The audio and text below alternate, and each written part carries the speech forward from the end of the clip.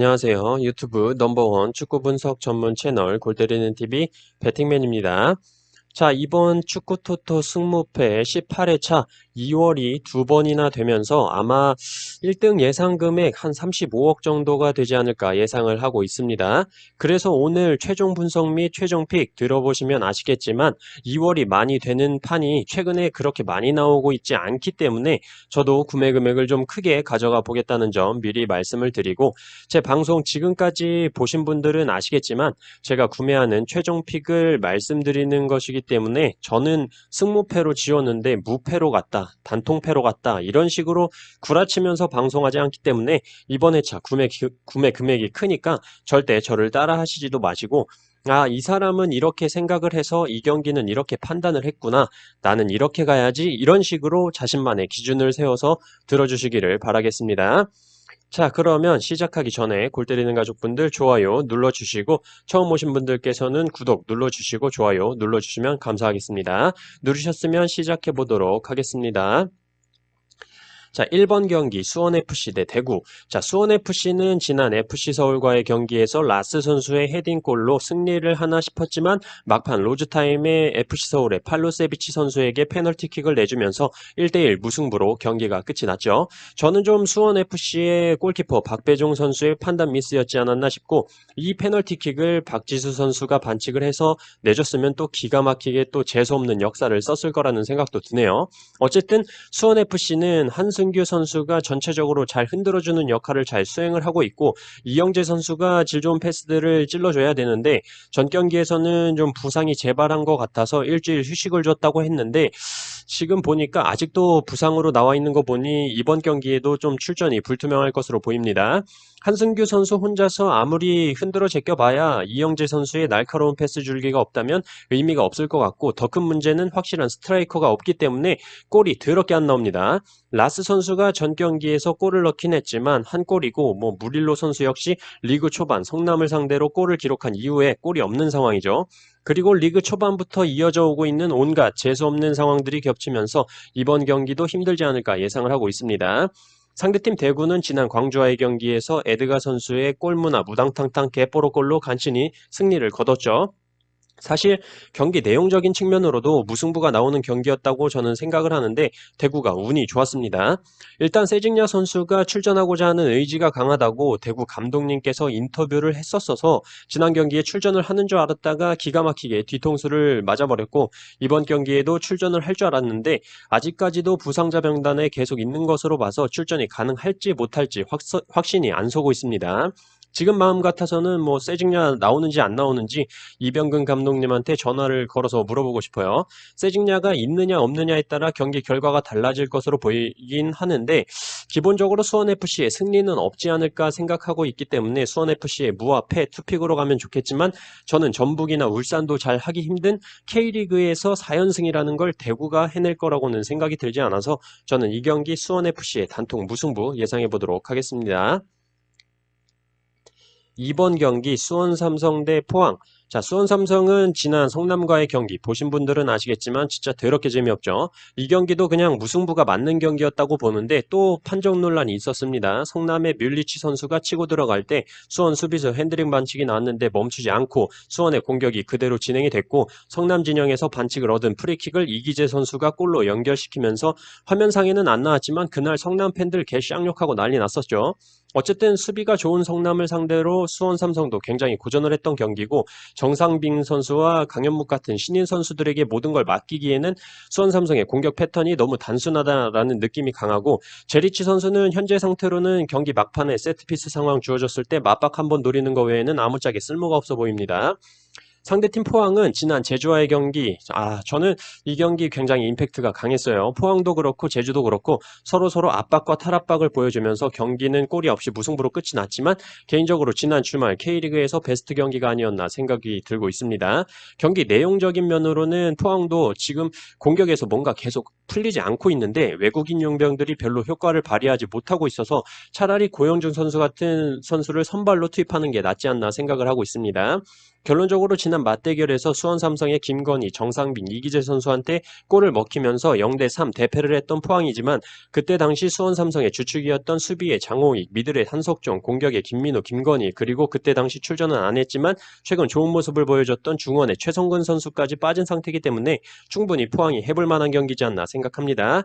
그렇기 때문에 이 경기 어디로 튈지 모른다는 생각이 들어서 승무패로 지어보도록 하겠습니다. 3번 경기 울산 대 광주. 자, 울산은 지난 인천과의 경기에서 0대0 무승부를 기록을 했는데 정말 울산은 예측하기가 굉장히 애매한데 중원 자원, 측면 자원들은 꾸준히 잘해주고 있다고 생각을 하지만 결론은 마무리가 안 되니까 박호, 김지현 같은 지금 결정을 지어줄 선수들이 결정을 못 지어주니까 개답답하죠. 지금 울산은 전북과 1위 경쟁이 아니라 이번 경기 또 빠그라진다면 제주한테 2위 자리도 뺏길 수가 있어요. 울산은 더 말할 필요 없이 지금 가지고 있는 자원들로 마무리만 결정을 지어주면 되는 상황이기 때문에 홍철 선수의 부상 이탈이야 다른 선수들로 충분히 대체 가능하다고 보이고 더 이상 말은 필요 없다고 생각을 하고 울산은 지금 체력 안배한다고 로테이션 돌릴 게 아니라 딱 주전 자원들이 나와서 골을 넣어주고 로테를 돌려주던지 해야 답이 나올 것 같습니다. 일주일 푹 쉬었으니까 울산의 메인 주전 선수들이 제대로 된 경기력을 오랜만에 보여줄 거라고 생각을 하고 있어요. 상대팀 광주는 지난 대구와의 경기에서 0대1로 아쉽게 패배를 기록을 했죠. 광주가 사실 점유율은 조금 밀렸겠지만 슈팅 숫자나 세트피스 상황 같은 좋은 찬스들은 대구에 비해 훨씬 많이 만들어냈다라고 보여집니다. 주전 자원들의 이탈이 있긴 하지만 알렉스, 헤이즈, 펠리페 같은 용병 선수들이 자기 몫을 그래도 잘해주고 있다고 보이죠. 하지만 결과적으로 울산의 홈에서 광주가 이길 수 있을 거라는 생각은 전혀 들지가 않고 지금 울산이 3경기 연속 승리를 못하면서 이변 결과를 보여줬는데 이제 그만 지랄할 때가 됐다라고 생각을 하고 오랜만에 시원한 승리로 울산의 홈팬들에게 승리를 선물하지 않을까 생각합니다. 울산의 단통승 예상하고 있습니다. 4번 경기 헬라스 대 스페치아. 일단 이 경기 헬라스 최근에 4연패를 기록을 하면서 개차반인 경기력을 보여주고 있고 특히 최근 인터밀란과의 경기에서 볼 수 있듯이 실점은 1실점밖에 하지 않으면서 수비적으로는 어느 정도 정돈된 모습을 보여주고 있지만 4연패를 기록을 하면서 넣은 골이 2골밖에 되지가 않으면서 득점력이 개쓰레기 수준이라고 보여집니다.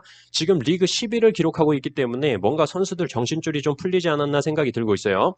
반대로 상대팀 스페치아도 역시 쓰레기인 건 마찬가지인데 강등권이랑 지금 승점 차이가 2점밖에 차이가 안 나고 있기 때문에 똥줄이 계속 타들어가고 있습니다. 그렇기 때문에 강등 버프를 타면서 은졸라 같은 가장 많은 골을 넣고 있는 선수들에게 기대를 할 수밖에 없는 상황이죠. 다만 헬라스 팀 자체가 최근 4연패를 달리고 있긴 하지만 수비적으로는 강팀을 상대로도 그렇게 많은 골을 실점하지 않는다는 점과 스페치아 역시 원정에서 6경기째 연패를 기록하고 있기 때문에 이런 두 팀의 상황을 볼때 무승부라는 생각이 들고 헬라스가 맞대결 전적에서 3연속 승리를 거두고 있다는 점, 한 팀을 상대로 4연속 승리가 강팀이 아닌 이상 어렵다라고 생각을 하고 있기 때문에 저는 이 경기 헬라스의 단통 무승부가 나오지 않을까 생각하고 있습니다. 그리고 지금 해외 구매율이 크로토네 대 인터밀란 경기에서도 인터밀란한테 86% 수준으로 구매율이 몰리고 있는데 최근에 경기 개판치고 있는 베로나 따위가 지금 해외 구매율이 90%가 넘는다는 건 부러질 가능성이 굉장히 큰 경기다라고 생각을 해서 저는 이 경기 헬라스의 단통 무승부 예상해 보도록 하겠습니다. 5번 경기 크로토네 대 인터밀란. 자, 1등과 꼴찌의 대결이죠. 일단 전제부터가 1등 인터밀란한테 투표율이 쏠릴 수밖에 없는 경기고 경기 결과 역시 인터밀란의 승이라고 생각을 합니다. 왜냐하면 지금까지 리그 몇 경기 남지도 않았는데 리그 꼴찌 팀을 상대로 승점 3점을 따오면 나머지 경기들 인터밀란이 굉장히 편안하게 경기를 진행할 수 있을 거라고 생각합니다. 물론 크로토네의 강등 버프라는 게 있을 수도 있겠지만 리그 1위 팀을 상대로 강등 버프가 발동한다고 하더라도 인터밀란한테 뒤지게 맞을 거 조금 덜 맞을 뿐이다 라고 생각을 하고 있어요. 이 경기 더 이상 설명 없이 크로토네의 단통패 예상해 보도록 하겠습니다. 6번 경기 AC 밀란 대 베네벤토. 이 경기 본론부터 말씀을 드리자면 굉장히 의심이 가는 경기입니다. AC 밀란 최근 경기력 솔직히 똥 싸고 있다고 해도 과언이 아니라고 생각하고 있고 역시나 사스올로와 라치오를 상대로 2연패를 기록 중이죠. 그리고 홈에서 경기 결과가 원정보다 굉장히 좋지 않아요. 원정 경기만 따져보면 리그 1등인데 홈 경기만 따져보면 리그 7위로 팍 떨어지죠. 그리고 최근 2연패 과정에서 실점을 5실점이나 하면서 수비적으로 굉장히 불안정한 상황에서 강등권 베네벤토를 만났습니다. 18위로 강등권에 걸쳐있는 베네벤토지만 어차피 그 위 몇 팀들까지는 승점이 거의 비슷하기 때문에 좀만 잘하면 잔류할 수 있다는 희망이 있고 원정에서 경기력이 굉장히 살아나는 베네벤토이기도 하고 최근 3경기 결과만 보더라도 승리는 없지만 3경기 연속으로 멀티골 이상을 기록을 했습니다. 상대팀의 자살골이든 페널티킥이든 어떻게든 골을 만들어내고 있는 베네벤토이기 때문에 이 경기 어떻게 될지 모른다는 생각이 많이 들고 있는 경기예요. AC 밀란은 말디니 선수 외에는 특별한 결장자가 없어 보이고 베네벤토는 수비에 투이야 공격에 마르코사우 선수가 출전이 불가합니다. 양팀 모두 충분히 대체 가능한 선수들이 출전을 못하는 거기 때문에 기본 전력에는 문제가 없다고 생각을 하고 있어요. 저는 이 경기 베네벤토의 원정 경기력과 최근 어떻게든 득점을 만들어내는 베네벤토이기 때문에 이변을 예상해서 AC밀란의 승무패로 지어보도록 하겠습니다. 7번 경기 전북 대 제주. 자, 전북은 아직 이번 시즌 패배가 없는데 지난 강원과의 경기에서 1대1 무승부를 기록을 했습니다. 강원만 만나면 유독 전북이 고전을 한다는 생각이 많이 들었죠. 전반 막판 측면에서 올라오는 크로스를 이주용 선수가 제대로 마크하지 못했고 그 공을 고무열 선수가 헤딩으로 골을 기록을 했고 후반전에는 전북의 쿠니모토 선수가 골을 기록하긴 했지만 역전을 하기까지는 너무 늦은 시간이었죠. 전북은 매번 그렇지만 선발 라인업을 어떻게 들고 나오는지, 선수 교체 타이밍을 어떻게 가져가는지에 따라서 어떤 날에는 개 잘하지만 어떤 날에는 개 답답하고 이게 바로 상식 없는 노상식 전술이지 않나 싶습니다. 물론 뭐 선수들 체력 안배 차원도 있고 교체하면서 경기 운영하는 건 맞지만 선수 자원이 굉장히 좋은데도 불구하고 비기는 경기를 할 때면 굉장히 답답한 마음이에요. 상대팀 제주는 이번 시즌 이 정도면 제주의 돌풍이지 않나 생각이 드는데 저는 지난 포항과의 경기에서 제주의 경기력에 감탄을 했습니다. 패스미스 뭐 이런 걸 떠나서 공수 전환 자체가 굉장히 빠르고 특히 수비 시에 상대방 공을 가지고 있는 선수를 2명, 3명이 빠르게 둘러싸면서 패스 차단을 하는데 수비하는 축구가 그렇게 재밌는 건 또 처음 봤습니다. 자, 어쨌든 포항과의 무승부 경기에서 주민규 선수가 햄스트링 쪽을 만지면서 경기장을 나왔는데 햄스트링 파열은 아니라서 휴식을 취하면 금방 나아진다고 했지만 아직까지 부상자라고 뜨는 것으로 봐서 출전이 불가능하지 않을까 생각하고 있습니다. 주민규 선수가 그래도 못 나온다고 하더라도 제주가 못 이길 것 같다는 말은 할 수가 없을 것 같습니다. 저는 이 경기 제주의 최근 경기력대로라면 전북과 굉장히 재밌는 경기가 나올 것으로 예상이 되고 최근 맞대결 전적은 전북 기준 7승 3무로 승리를 해본 적이 없는 제주긴 하지만 전북이 현재 리그 최다 연속 무승부인 2연속 무승부를 하고 있다는 점과 제주와 최근 맞대결에서 2연속 무승부를 하고 있다는 점을 볼 때 3연속 무승부는 안 나오지 않을까 생각이 들어서 전북의 단통 승을 생각을 했었는데 제주의 최근 경기력을 포기하고 싶지가 않습니다. 지난 경기 일단 제가 너무 인상 깊게 봤기 때문에 그리고 또 혹시 경기 막판에 뭐 전북 수비 퇴장당하고 김상식 감독 따지다가 막 퇴장당하고 페널티킥 내주고 뭐 이런 상황도 벌어져 줄 수도 있다고 생각을 하기 때문에 그런 상황도 한번 생각을 해서 저는 이 경기 전북의 승무패로 지어보도록 하겠습니다. 8번 경기 인천 대 강원. 이 경기 울산과 무승부를 기록한 인천, 전북과 무승부를 기록한 강원의 경기죠. 인천은 지난 울산과의 경기에서 수비수 델브리지 선수가 수비에서 굉장히 좋은 모습을 보여주면서 울산의 공격을 잘 막아냈습니다. 확실히 홈에서는 원정에서 경기력보다는 경기력이 살아나고 뭔가 홈팬들에게 보여줘야겠다라는 마음이 좀 커 보이는 인천이에요. 전반전에는 울산보다 더 많은 슈팅을 때려줬지만 후반전에는 좀 울산의 주전 선수들이 교체 투입되어서 들어오면서 확실히 좀 인천은 수비하기 바빴다고 보여집니다. 그래도 울산의 파상 공세를 무실점으로 막아냈다는 건 칭찬을 해야 된다고 보지만 전반에 기세가 올랐을 때 많은 슈팅을 때리고도 득점으로 연결할 수 없었던 건 확실히 공격적으로는 인천이 아직은 아니다라는 것으로 보여져요. 일단 무고사 선수가 교체 명단에는 들어와 있었지만 투입이 되진 않아서 찾아봤었는데 뭐 훈련 도중에 햄스트링이 살짝 올라와서 괜히 뛰었다가 큰 부상이 생길까봐 투입을 하지 않았다고 합니다.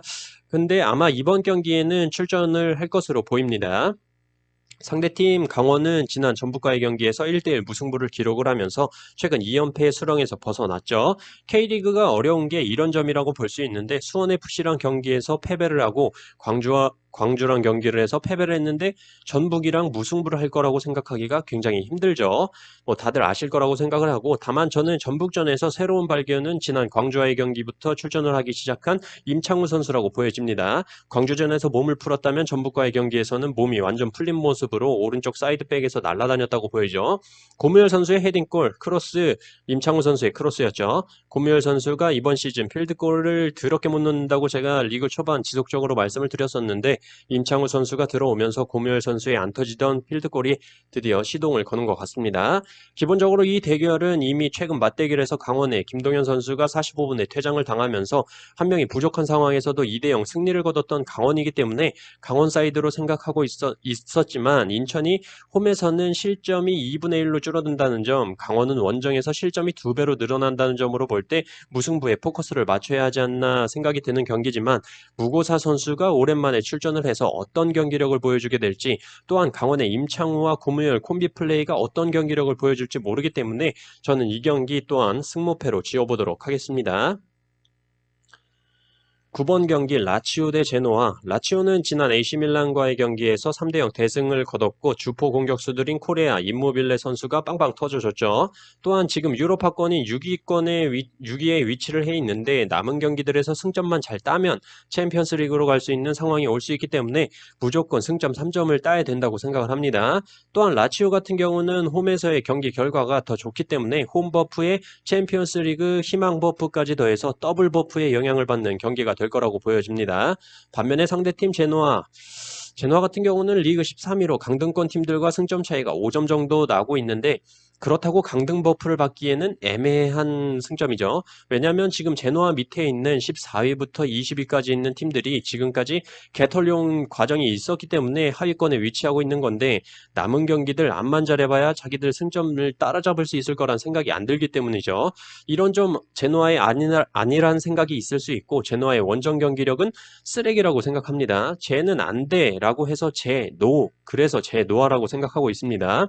또한 맞대결 전적에서도 라치오가 제노아를 상대로 홈에서만큼은 4승 1패를 기록했었고 4승이 모두 더블 스코어 이상 차이나게 승리를 했었다는 점으로 볼 때 결과적으로 라치오의 단통승 예상해 보도록 하겠습니다. 10번 경기 볼로냐 대 피오렌티나. 이 경기는 일단 특이한 게 볼로냐가 피오렌티나만 만났다 하면 승리를 하지 못했습니다. 맞대결 전적을 보시면 알 수 있듯이 볼로냐 기준 5무 5패를 기록 중이기 때문에 상성상 볼로냐가 밀리는 경기다라고 볼 수 있고 지난 경기에서 아탈란타한테 5대0으로 개탈리면서 멘탈도 탈탈 털렸겠죠. 하지만 상대팀 피오렌티나는 유벤투스와 무승부를 거두면서 어깨에 좀 힘이 많이 들어간 상태입니다. 헬라스를 잡은 데 이어서 유벤투스를 상대로도 무승부를 했으니 어깨에 힘이 들어갈 만하죠. 물론 페널티킥 골이긴 했지만 그만큼 박스 안에서 움직임이 좋다는 것으로도 볼 수가 있습니다. 그리고 이 경기 상성도 피오렌티나 사이드라고 보여지고 있는 상황에서 볼로냐가 선수 자원적인 측면에서도 굉장히 불리한 상황입니다. 주전 수비수 타케이로, 미첼 다익스, 주전 중원 스코우텐, 도밍게즈 선수까지 수비와 중원 자원에서 주전 자원의 이탈이 있기 때문에 특별한 주전 자원의 이탈이 없는 피오렌티나를 상대로 승리할 수 있을 거란 생각이 안 들고 있습니다. 그리고 축구토토 승무패 10번 경기에서는 올해 17번의 승무패 회차 동안 정배가 14번이 들어오는 경기 결과를 보여주면서 정배가 잘 뜨는 번호대다라는 말씀을 드리고 싶네요.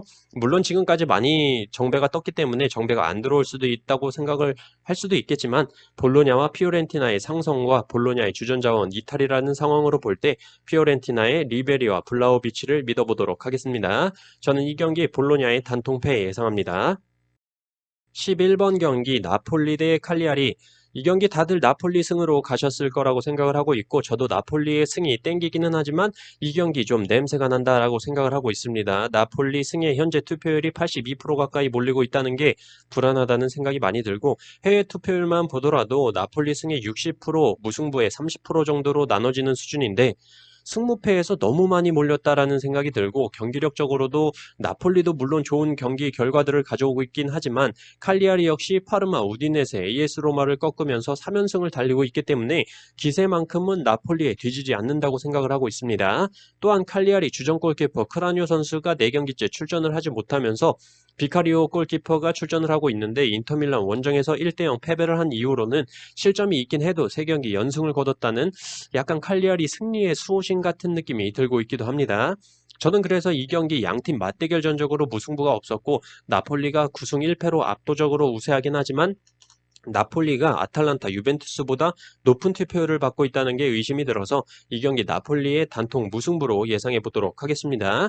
그리고 좀 나폴리의 가투소 감독 뭔가 생긴 게 마피아랑 좀 연관이 돼 있을 것 같아서 나폴리가 이길 것 같은 경기긴 하지만 마피아 같이 생긴 가투소 감독 얼굴을 생각하면 무승부 이변이 있지 않을까 생각하고 있어요.